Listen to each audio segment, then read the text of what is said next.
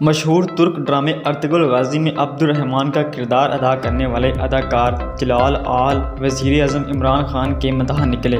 انہوں نے کہا کہ وزیر اعظم عمران خان عالم اسلام کی خدمت کا بیڑا اٹھائے ہوئے ہیں، میں انہیں حرمت اسلام پیش کرتا ہوں۔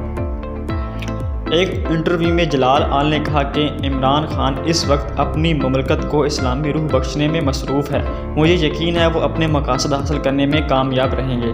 جلال آل کا مزید کہنا تھا کہ جس قوم کی مائیں ترکوں کے بچوں میں خلافت عثمانیہ کو دشمن کے قبضے سے بچانے کے لیے اپنے بچوں کو فروخت کرتے ہوئے حاصل کردہ رقم کو سلطنت عثمانیہ بھجواتی ہیں اور اپنا تن من سب کچھ ترکوں پر قربان کر دیتی ہیں، اس قوم کی یہ بے لوث محبت ہمارے دلوں میں نقش ہو جاتی ہے۔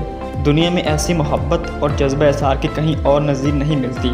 یہ پاکستانی قوم ہی کا احساس ہے اور ہمیں پاکستان اور پاکستان کے عوام سے اس لیے محبت ہے، ہم کبھی بھی ان کی اس محبت کا قرضہ نہیں چکا سکتے۔